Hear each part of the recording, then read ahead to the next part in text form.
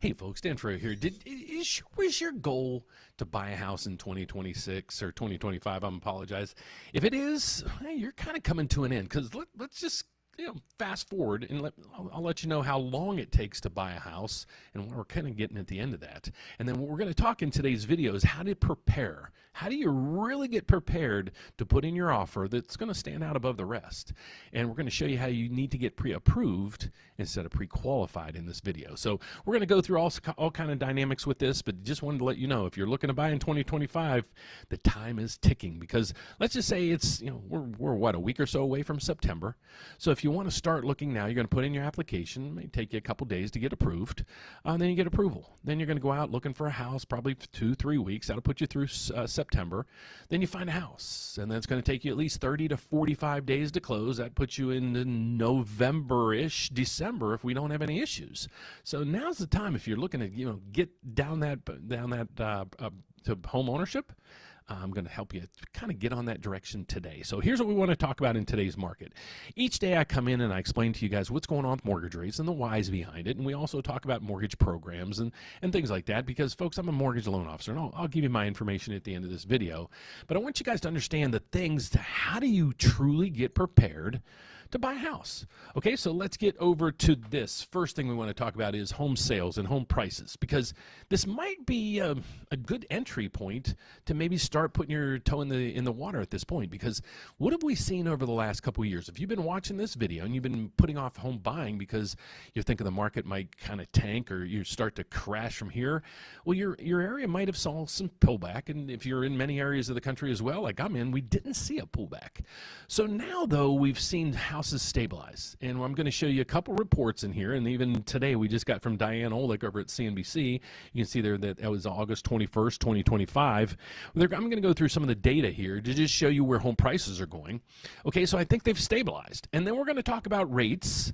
And because I want you guys to understand where home prices are doing, because are you wanting to get it into an environment where they're kind of sinking and going forward? So understand your markets there. And then the whole point of this is we're getting you on the path to getting pre-approved. So we're going to talk about budgeting. We're going to talk about your credit. We're going to talk about how much money do you have, because you might need more money than you think. So let's start looking at, first, let's look at the details in this article. July home sales rise as prices approach an inflection point. Now, what is that point? Well, it doesn't really come down through here, but it is telling you the sales from previously owned homes rose 2% in July, according to the Association of Realtors. There were 1.55 million homes for sale at the end of July, an increase of 15%. The inventory is high, but it's not historically high. Right now, what we're seeing is we have about 4.6 months of supply. You can see right through here. And an average market or a solid market is 6 months. So we still don't have the inventory there. But down through here, here's what you're starting to see. More inventory is clearly taking the pressure off of prices. Because what we had on home prices is the reason why home prices didn't crash. There was just nothing for sale. Okay, so now as more and more homes come for sale, you're going to start seeing the home prices stabilize, and in areas that they should be coming down, you're going to start seeing them coming down. So now when we're looking at this, and let's go over to Zillow first, and it says home prices year over year is up 2.6%. Again, if it's up 2.6% nationally, that means there's some markets that are down. Look at like Austin and things like that; they're down 10%. But then that means other markets are up, 4, 5, 6%, like we're seeing in Chicago. So when you look at it as in generalized, it's kind of a flat market, which is nice. So now we have flat home prices, or at least they're stabilizing. We're kind of getting the same thing over here with mortgage rates. Mortgage rates over the last week or two have been just basically flat as a pancake, and the markets are just waiting for more and more and more things. So based on the news that we're getting, most analysts are saying, well, mortgage rates, and myself included, are going to stay pretty sticky in a range. And I'm thinking that range is going to be right about where we are from here, about an eighth lower and a low eighth higher. So about 6.5 to 6.75 is basically my theory of where we're going to look at rates. So what we want you to understand is now home prices, hopefully they're starting to stabilize, and you have to really know your area. But now on the interest rate side, we're not seeing those huge fluctuations in rates. That's great news. Now let's get over and start talking what you're here for. So let's start talking about the first thing we want to understand is your budget. How much can you afford? Well, it might be different than how much you could qualify for. And here, I'll go through it with you. You might go in through all your numbers and say, I can afford $5,000, $6,000 a month. But when you do the math on mortgages, it might come back and say, well, I only qualify for X. So you have to understand, do you qualify for any of the programs when it comes to the financing, even if that's a payment you think you could qualify for? Or you might run this analysis and say, that payment's way too high. I can't afford that, so maybe I should put off home ownership at this time. So let's start first and go over to this analysis and figure out, based on where you live, what the home prices look like and today's rates, what would that payment look like? And then we're going to look at that based on your income, and I'm going to help you, manage through this to see, could you qualify with this mortgage payment? So first off, let's go over to this piece of the puzzle and start on the budget piece. What can you afford? So now where I'm at is I'm at the rate update. This is our mortgage calculator. So if you just go to the mortgage calculators, you're going to just see a mortgage calculator to figure out what the payments are going to be. So what I put in here is, let's say this person is wanting to buy a $330,000 home. Okay, so we're going to plug in the numbers. If you're a first-time home buyer, in most cases, you can get away with 3% of a down payment. Today, we're also going to use a rate at 6.75 just for analysis, and that's the high end of what I'm expecting rates to be. Again, it's 6.5 to 6.75. Right now, rates are about 6.6, so that should be right in the range there. Then what you need to do is make sure you go down through here, and because you're not putting down 20%, you're going to need what's called PMI. So you're going to go down through here, and on this calculator, you're going to move this over. Just move it over to about 0.5 or 0.51. That'll give you a ballpark of where your PMI should be. Okay, it's not going to be precise because we don't know your credit scores and all that other stuff, but it should be pretty darn close. Okay, so the next thing I want you to do is go in here and put in what your homeowner's insurance is, and the taxes or the real estate taxes are on the property, or just look up your county and figure out what the real estate taxes would be on that property that you're kind of interested in, and throw the number in here. Okay, what you're going to get now is up through here. This is your total payment. No shocks involved. If you have an association, put it in here, because we want now to figure out what your payment's going to be all in. When I mean all in, it's looking at your principal payment, your interest payment, your PMI. PMI, you pay that if you are not putting down 20% or you have an FHA loan. Taxes, that's your real estate taxes. Your insurance, this is your homeowner's insurance. So what you do is, just if you don't have a clue what your insurance would be, call whoever you have your auto insurance with, and just ask them, say, I'm looking at a property, and give them the details, and they'll be able to at least give you an idea of a quote. So put that number in here, and this is going to be your total payment. Okay, so now does this fit your budget? Is it in the realm? Is it good, bad? Okay, now we figured out, this is how you figure out the mortgage or your housing piece of your budget. Does this fit? Okay, if yes, let's move to the next thing. Okay, so the next part of this puzzle we're going to go over, and I'm going to go in more details at the end of this. I just want to give you kind of a synopsis. Then I'm going to break it down and even show you the programs and what loan to values or debt ratios you could get away with and qualify for different programs. But I'm going to get to that when I start going through some of the questions with you guys. But the next piece of the puzzle we want to get to is your credit and credit scores. Okay, this is where it's all over the map. Okay, now what they're hearing or what they're saying is you can now use your Vantage credit score for your mortgage. Well, even though they did come out and say, yes, we're allowing it, it's not been implemented yet. Not all the systems and everything's going to have to change to allow that new system, and it just hasn't been done yet. So even though people are saying, you can use your Vantage score, you can't.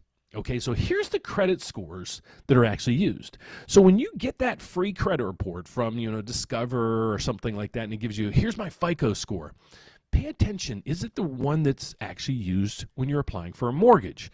Okay, so we're going to go over to this piece. This is your FICO scores that are used on your mortgage application.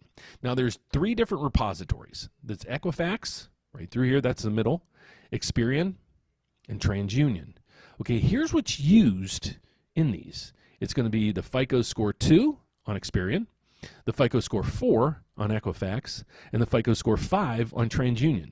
So when you get that free credit report, you look at it and you're like, hey, Dan, my FICO's this. Well, what FICO is it? There's much, much more than this as well. You have over 36 different FICO scores. I'm not sure if you knew that. And I'll give you actually a website you can go to for that, and it's right through here. So this is a website that I created. And this is, if you use this, I make a little bit of money when you buy products through here. Nothing to make me wealthy. But I do want to say it is, and it's affiliate links. But here's 2 of the systems that you need, okay?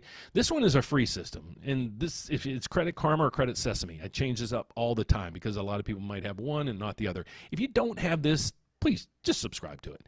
Don't do any of the bells and whistles. No upgraded subscriptions, nothing. Just set this up and just watch it. It's pretty darn cool, especially for a free system. Now, remember we were back here and it says what kind of credit scores you use, the FICO this and the FICO. Well, can you really get those, or how do you get those as the consumer?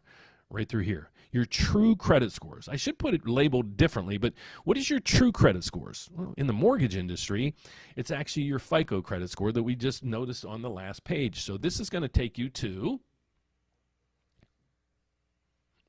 your FICO page. Okay, so this is if you go through this system. Again, I'm affiliate of this one, so I do give you coupons up through here. You're going to get 75% off if you do this, if you sign up for this system. And again, try it out. If it's not for you, cancel it after a couple months. But at least check it out. This is going to give you the availability to look at your FICO credit scores. The cool thing about this system, it also has like what-if simulators. That's kind of the best way I can put it. To say, okay, my credit score is 690. I want to get to 700. What can I do to get it to 700? And you can actually kind of maneuver through the system, and it'll help you analyze what you would need to do. Here it is right there. FICO Score Simulator. See how different financial decisions help that. So it does so much more, but I'm not here to sell that thing today. I'm just here to help you guys understand your credit. So if you really want to understand your credit and the credit that you qualify for when it comes to mortgages, that's it. So now when you're looking at your budget, take the debt that you have on your credit report. Okay, that's the debt that's included in what we call your debt ratio. Then add in your payment of what your mortgage payment would have been that it created right through here. Now, what is that debt ratio? Well, here shortly, I'm going to go through the different programs to show you how high of a debt ratio you can go and still qualify, because you might do the numbers. So here's how you figure out your debt ratio. You take this number plus all your other debts that's on your credit report, and you divide that by your gross monthly income. Now, your gross monthly income, that's your income before you start paying all your taxes and things like that. So make sure you do that calculation, and then whatever that number is, I'll show you what kind of program you might fit into here in a second. So that's that part of the equation. Now, we got the credit score. Now, what's the other piece of this? So I wanted to bring up this, and it's going to take me a second to start this up, and it'll be here in 1 second, folks. Let's go through this. I want to start from the beginning. So here we go. So bear with me 1 second. So here's what I want to show you guys today. We're gonna break this down so you understand it kind of slide by slide, what you do qualify when it comes to these things. Okay, so the first thing is, how do you buy a house this year? And the 3 main steps you got to follow. So let's get to those steps. The first thing we want to do, hold on, it'll click here in a second, is what loan approvals matter. Okay, so I talked earlier about this when we started the show. You really want to work for getting an approval, okay? And here's why. Many times when you go out there, and even a lot of times when you go into our system, if you want an approval in like 10 minutes, we can basically give you a pre-approval. What we're going to do is we're going to analyze everything that you put in the application, but we're going to take your word for it. Okay, so we're just going to look at that, look at your credit and say, okay, everything looks good. Okay, that's a pre-qualification. That doesn't really mean anything, because you figuring out your income might be different than the way I figure out your income. And we just kind of showed you, your credit score might be different than the credit score that you're thinking. So that's where this comes into play. With your loan approval, we're actually going to fully underwrite your loan. It might take 24, 48 hours where we're going to get back with you with a fully underwritten loan. Now, where that benefits you is when you go in and put in your offer, most of the time what happens is the selling agent's going to call us and say, hey, I know you can't tell me too much about this buyer, but how strong are they in this? I can basically say they're basically approved. We just need title and appraisal, and we can close. Just let me know when you want to close, and we'll get this thing done.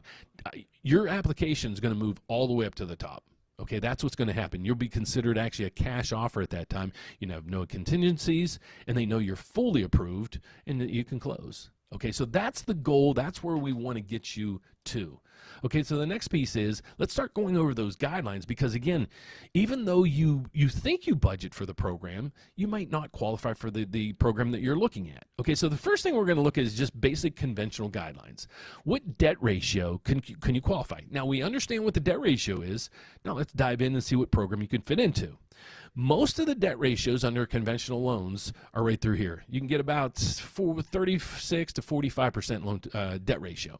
You can get, in certain situations, you can get up to about 50%. That's it. Soon, well, 49.999. As soon as you hit 50%, it's dead. Okay, when you go for the Home Ready and the Home Possible programs that we have on the screen right there, that's for home buyers that qualify either because of income or they're first-time home buyers and just qualify because of that. In most cases, they can qualify with only 3% down, and they can go up to a 50% debt ratio. So those programs, we did an analysis, I think it was yesterday, Alan and myself live, when we go over how we compare 30 different lenders, and we showed you, we took one loan, we took it as a conventional loan standard, then we went to a Home Ready program, went to a Home Possible program, and then we went to an FHA loan, and show the differences between all of those rates, programs, and so forth. So let's get over to the next piece of this is, let's see, conventional guidelines, we got that. Let's go to the next piece. FHA guidelines. Now, what is their guidelines? Well, this says housing ratio, 31, and then it says total debt ratio, 43, can go up to 50. Those are way off. So I didn't edit this because it was an AI system that created this, and I'm like, I'll just explain it to people. So this is what a lot of times, if you work with somebody that really doesn't know what they're doing, this is where that can come into play. Okay, so your housing ratio when it comes to FHA, you can actually go to a 47 debt ratio just on your mortgage payment. Okay, you can also go up to what they call the back-end ratio, your total debt ratio, up to 57%. So there's a whole flexibility in the FHA loans. They're not junk loans. They do require 3.5% of a down payment, and these are guaranteed by the government. So that's why a lot of people go into them. And most of the times, or a lot of times, the rates are better, or far better than all the other programs out there. So that's why a lot of people go there. So let's just recap it real quick. Even though you think you budget, you have to make sure you fit one of these ratios. So this gives you the difference between conventional financing, where you can go maximum 49.99%, but then you can go with a FHA loan or a Home Ready FHA loan up to 57%. So that'll help out a lot of first-time home buyers and a lot of buyers there as well.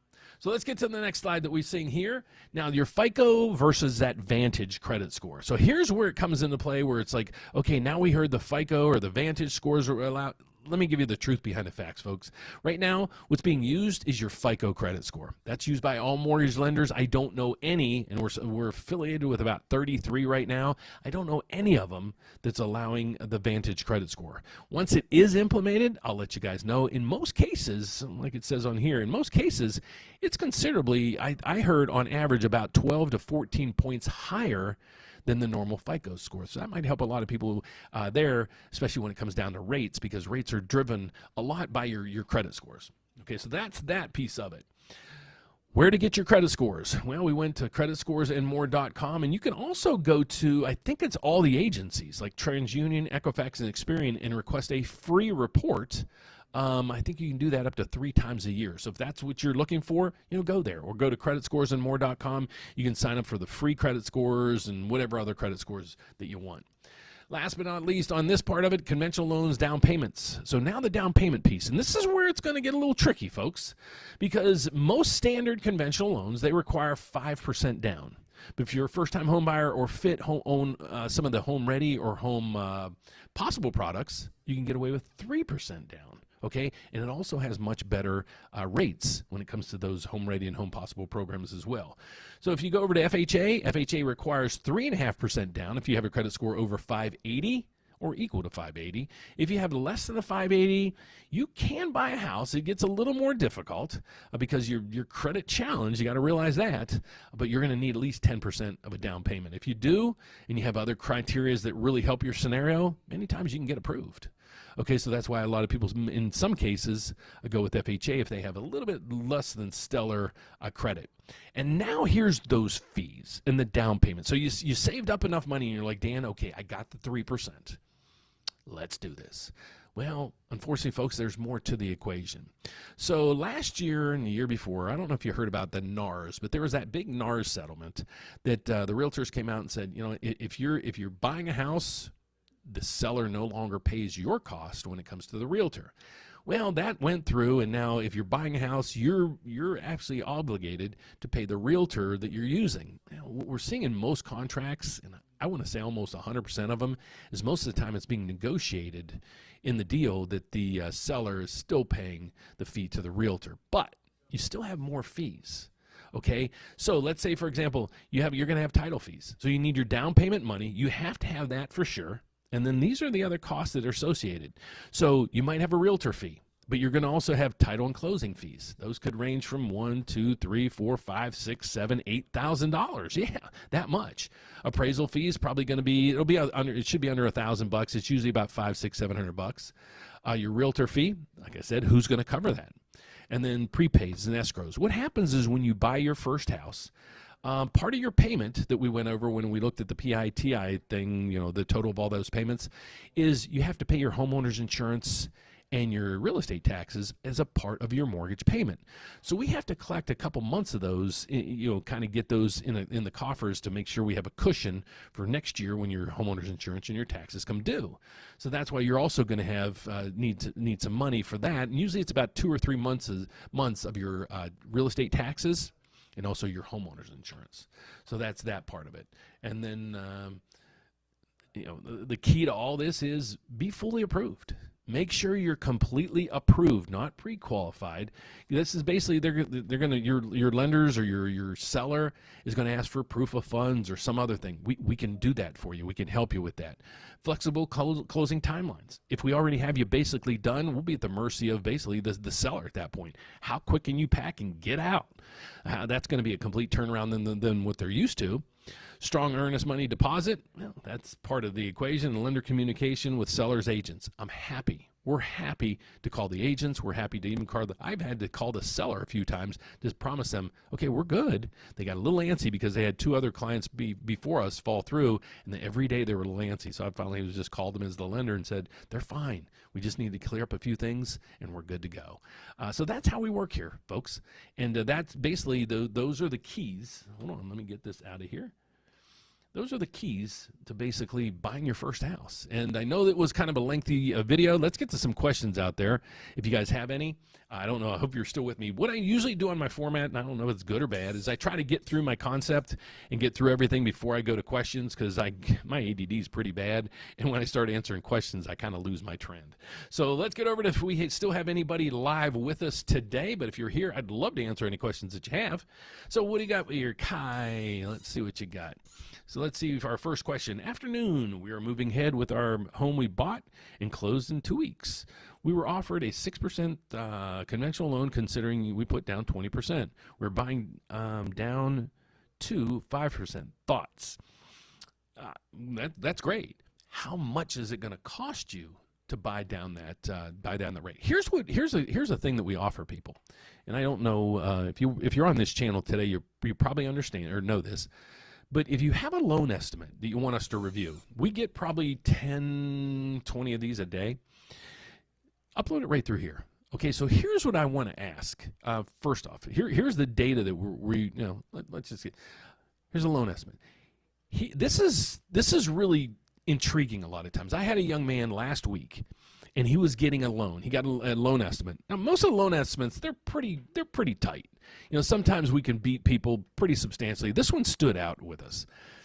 He was getting a loan, and he was getting an FHA loan. His credit scores were only like 560. So it wasn't a great loan. It got approved. We started looking at his rate. Here's how he got to us. He sent us a loan estimate. It was right through here is where you can do it. And he was getting a rate at 7%, and he's like, that's a good rate. The fees, and I kid you not, we're going to try to put this in next week's show, were $20,000 on origination fees. That's just points and underwriting fees. That doesn't have anything to do with anything else. We got him at a lower rate with 0 fees. So we saved him just initially out of the gate $20,000. So that's where you really got to pay attention. What are the costs involved in a lot of these? So I'll quit rambling because I see you're putting up some more questions. So I got your second one. Let's read this real quick. We are building, so we were offered a builder buy down to the 6%, hence where the rate came from. Perfect. Okay, so let's see what else you got, bud. They are telling us about $18K to buy down a percentage. We plan on being at this house for more than 5 years, so is it worth the math? I don't know the loan amount. Let's see how big a loan is. I don't know your loan amount or anything. What you could do is just, you can't walk away from the builder stuff. So the biggest thing to do with theirs is make sure you use you use as much of it as you can to pay your costs. And then everything else left over, just roll into the buy down. We know rates are coming down gradually, but here, let me see if you had some more data there. Hold on, Eric. I'll get to you in 1 second. However, they're still in works of getting a final numbers. We're considering holding off, waiting to see what the market does refinance, but it's expensive to buy down as well. Got it. If you want, Kai, I'll give you my information. I'll give it to you right here. And if you could, just email me your loan estimate or your proposal. I'll send you back and I'm not going to be able to beat them because they're giving you all these credits. I just wanted to let you know, is that really expensive to do those buy downs? Because if it is, maybe you don't buy it down and do another, maybe a temporary buy down or something like that.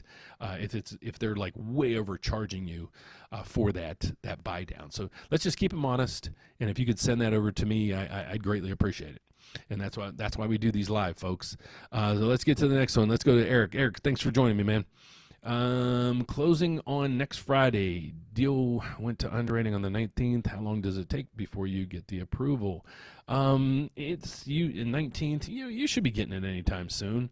Usually it can take up to like 72 hours. I don't know if you're in final underwrite. If you're closing next Friday, you basically got to be cleared tomorrow or Monday to close next Friday, because what will happen is, just so everybody knows, once you get it clear to close, we have to send you what's called a closing disclosure. And now that closing disclosure goes over all the final numbers with you, and then you sign it. You have to sign it, and then the clock starts to tick. And then you have 3 business days that we have to wait before we can close, and that's a federal law. That's part of the Dodd-Frank bill. So that is, that's a federal law you can't get around. So if you're closing next Friday, you basically have to be out of underwriting tomorrow or Monday with a clear to close, like no conditions left, or you're going to be delayed on your closing. But just follow up with them, unless it's been hairy this whole time. Sometimes it just takes a little while to get through the process, unless they're having some issues, which hopefully they would let you know by now. But I wouldn't freak out about it. Yeah, it usually takes, a lot of times it is tight. I'll put it this way, a lot of times where we're delayed is when, on your side of the fence, when people are trying to get we're trying to get your loan approved, and if we send out disclosures, it takes you 2-3 days to sign, and then we need pay stubs and things like that. It takes 2-3 days to do that. Every day you delay could potentially delay your closing. That's why we try to be a pain in your butt when we're working on your loans, to make sure we expedite things so we don't miss that closing. So I wouldn't freak out yet, but just call them up and make sure that they're not having any issues with you. All righty, so let's see what we got. Who's the next one in line? We got here, Jay. What do we got, Jay? What's your opinion on bridge loans? They are crazy expensive, but if you got to do it, you got to do it. We do have a bridge loan program. I've never done one. I don't know if I've ever done one. Many times people just get a different way to cover that. If you guys are new to this, a bridge loan is basically you're moving out of your house and buying another one, but you need the equity out of that house, but it just hasn't sold yet. Now, there's many programs out there that can help you with that. The problem is the expense, because here's how the bank looks at it. We're in the money we're in the business to make money. So if we give you a bridge loan of $200,000, $300,000, the rate doesn't really matter, because you're probably going to make 2, 3, 4 payments. So we'll make a little bit of interest on that, and that's it. So what happens is the lender you go through with a bridge loan, they'll charge you a bunch of fees, because they're like, well, we know you need the money and you're stuck, and we know you're going to pay us off fairly quick, so we're going to charge you a lot of fees. Sometimes you got to just do what you got to do, but I'm not a fan of them. But again, it's I'm not a fan of working out, but sometimes you got to do it just because you got to do it. So, but if you're stuck on it, shop around, because those rates and fees could be crazy. But that's my feelings on those. Next question we got. I can definitely message you. Absolutely. Thank you so much. If you just send me the details, and I will. I'll send you what we call a rate stack, and you can see, based on the rates, how much it really should cost you to buy it down. And let's just keep them honest. And if not, at least you have some ammunition to go back to them and say, dude, it shouldn't cost you that much. But usually they're on point there. Let's see what we have. Yep, we have the CD. Perfect. So if you got the CD, basically you have until all the way till next Thursday for them to clear your loan. So if you sign the CD, you probably have nothing to worry about, my friend. But again, call your loan officer or somebody and just ask them. If they just tell you it's still in underwriting, just say, do we have any problems? Like if you have a high debt ratio, has your income been cleared? Has your credit been cleared? Has the appraisal been cleared? If everything has, don't worry about it. Sleep, have a great weekend, and don't worry. You'll be in good shape. Let's see what we got. I think that might be it for those questions. So let's summarize what we were talking about today. And I know I go into a rampage sometimes, folks. My whole goal, my true goal is to help you guys understand how to buy a house. And then after you buy a house, how do you monitor this? Because so many people just get stuck. It's like your insurance. I was talking to my cousin the other day, and we were talking about, I don't know why we were talking about insurance, but we started talking about insurance. He's like, I've been with State Farm for like 30 years. I'm like, dude, you got to get a quote. He got a quote, and he's like, are you shitting me? So there's many times people just don't really think about it. You close on your loan at first, and you're like, frantic about the rates and everything. But then as rates come down, a lot of people just don't know what to do there, because when you're buying your house, you have all this support staff behind you. You have mom, dad, aunts, uncles, neighbors, friends, realtors helping you. Once you're in the house, now you don't really have any assistance. And once you start making those payments and you start living life, you just forget about it. So I try to prompt people to say, hey, if your rate, here's where rates are today. If you're looking to, if you're at 7.6, 7.75 or higher, please call us. Okay, let's run some numbers for you. Just see if you can save some money. If you've already out there and you've already got a rate quote, or you're looking to get pre-approved, here's a program we have for you guys, folks. Remember, we were talking about there might be some down payment assistance programs out there for you and so forth. This is a program we offer. So if you're watching this video, and this will give you up to $7,000. So this is for first-time home buyers. Remember, we went through that program, and it's like with the conventional loans, you can go with Home Ready or Home Possible. And with those programs, you might qualify for this right here. It's up to $7,000, and it's forgivable. And the nice thing about this is it's forgivable. Because here's what we're seeing right now with a lot of people trying to take advantage of rates, because believe me, there's probably millions of people out there with 7.5 or higher interest rates.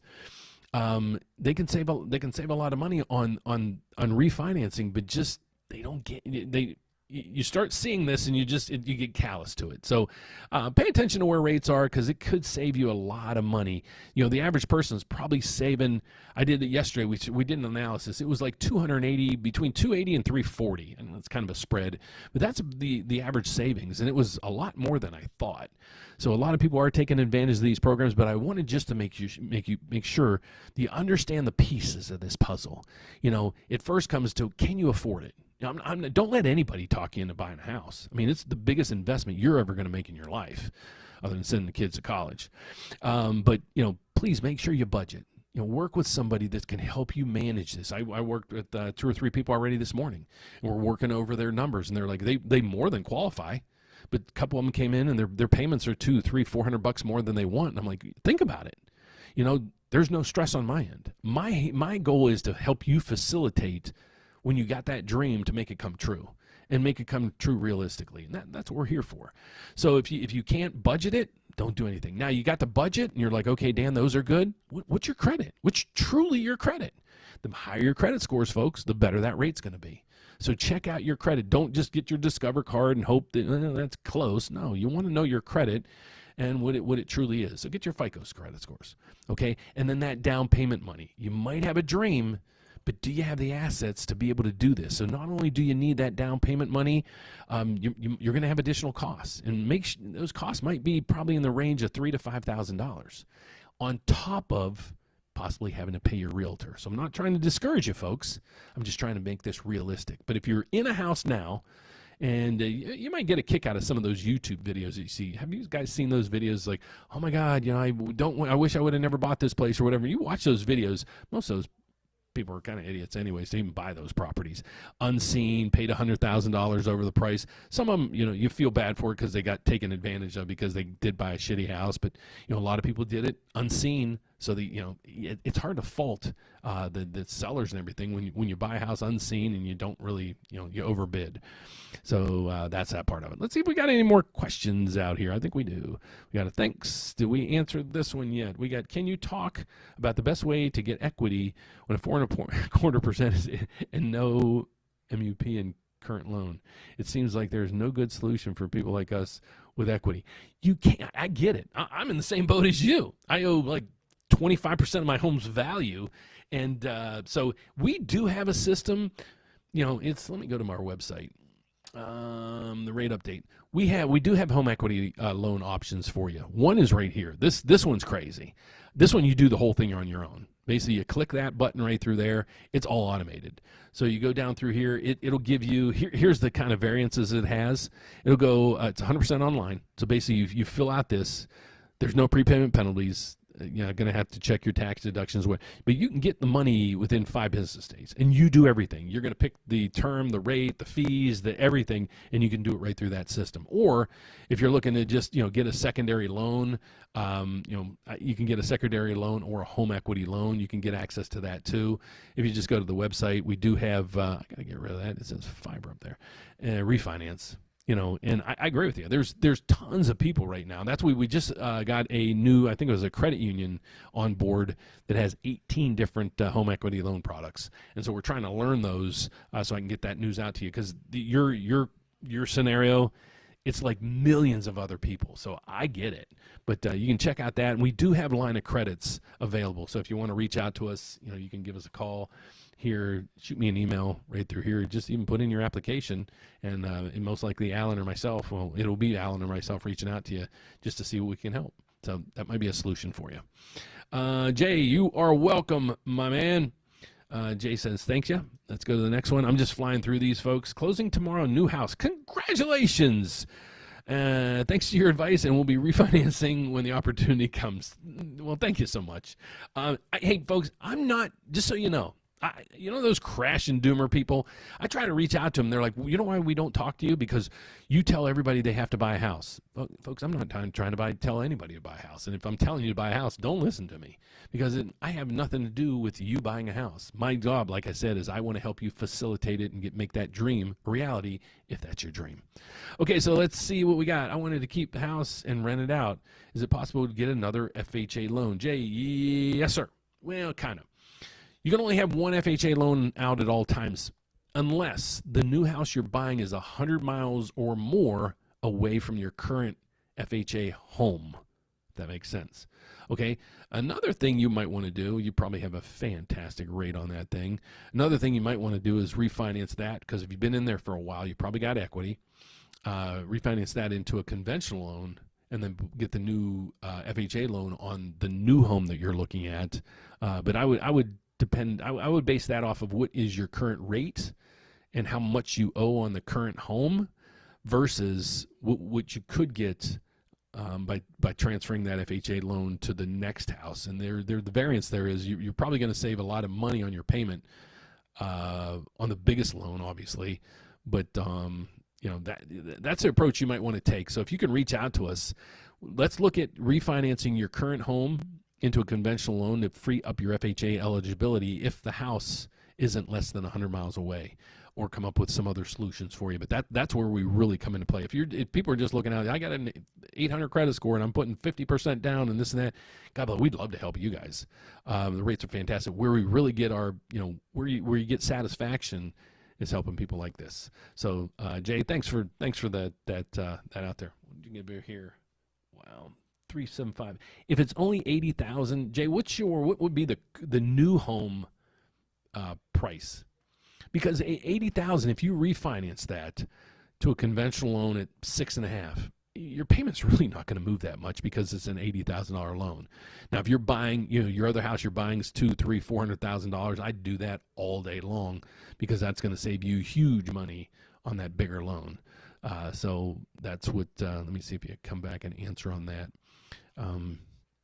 But hopefully, in today's video, we went over budgeting, how you budget, what the numbers look like, what kind of programs you can look at in those. Your credit scores, hugely important. Where do you get them? Where do you get your true FICO credit scores? And then how much money do you need? Many people think, they have $5,000, $6,000, $7,000 in the bank, they're ready to go. I don't think it's going to be enough. So I just want to give the realities to you guys out there. So when you do go out there, we want to make that goal. When you get to your offer on that table, we want to make sure it's pushed all the way up to the top as a cash offer. So let's go back to Jay. Jay, what do you got here, buddy? 330, yes. Please call us. You might want to just, as soon as we shut down the show, give us a call right up at the top if you got a second. Alan's most likely going to answer the phone. He is the best person to talk to in regards to that. Same as, what do we got? Okay, I think, wow. Yeah, Jay, give us a call or 749. You fantastic. Okay, that's what, well, we can look at both approaches for you. If it depends on how much money you're putting down and so forth. So Jay, do me a favor. Just click the Ask Dan button up there. You see it right there at the top. You shoot me an email with your phone number, and as soon as we're done, I got to just get a few things squared away, and I'll give you a call, my friend. So that is what we're here for, folks, and that's how we kind of do our consultations. I'm just going to go through and just pick your brain about things like that and set you off in the right path. Would love for you to use our services, because I'll tell you a little bit about who I am and what I do if you're new to the channel. My name is Dan Frio. I've been doing this for over 35 years, folks, and my whole goal is to help you guys manage your real estates and your financing. It could be your primary home, could be a rental property, you could be looking to refinance or buy. We'd love to help. I'm licensed in all 50 states as well as Puerto Rico because I work at a bank. So the cool thing about that is that. And then the next thing is we're also, I'll say, a large brokerage, but I can't really say that because we're a bank.